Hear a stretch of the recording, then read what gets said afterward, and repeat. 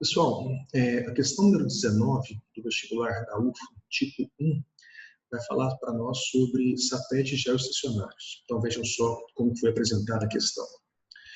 Um satélite geoestacionário corresponde àquele que fica permanentemente sobre uma dada região do planeta Terra e por isso é muito utilizado para suprir serviços específicos para aquela região, como por exemplo monitoramento e comunicações. A respeito dos satélites geoestacionários, é correto afirmar que... Então, ele fez lá 4 afirmações. A velocidade, eles possuem velocidade nula em relação ao observador em repouso em relação ao Sol.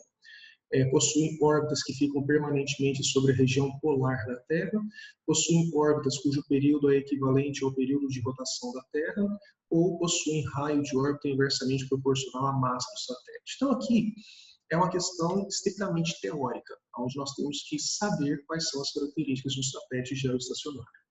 Como o próprio nome sugere, um satélite geoestacionário é aquele que está parado em relação a um ponto da Terra.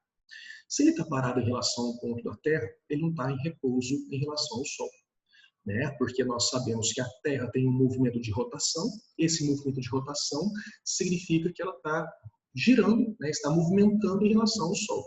Tanto é que todos os dias a gente vê o Sol nascendo no leste e se pondo no oeste.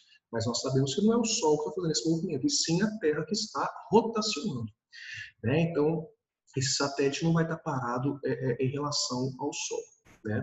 Para ele estar parado em relação à Terra, ele tem que girar, ter uma rotação junto com a Terra. Ou seja, ele tem que ter um período de rotação igual a 24 horas. Então, o período de rotação do satélite tem que ser o mesmo período de rotação da Terra.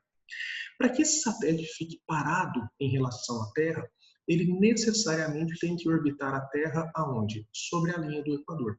Porque ele só vai conseguir ficar parado em relação à Terra, a algum ponto da Terra, se ele orbitar exatamente em cima da linha do Equador. Ele não pode estar nem no hemisfério norte nem no hemisfério sul. Ele tem que estar exatamente sobre a linha do Equador. Ok? Além disso, a gente pode concluir o quê? Que o raio de órbita do satélite, ou seja, a altitude que ele estará em relação à Terra, independe da massa desse satélite geoestacionário. Por que independe da massa do satélite? Porque quando você iguala a força gravitacional que atua sobre o satélite com a força centrípeta, porque ela aponta para o centro do movimento circular do satélite, a massa do satélite cancela.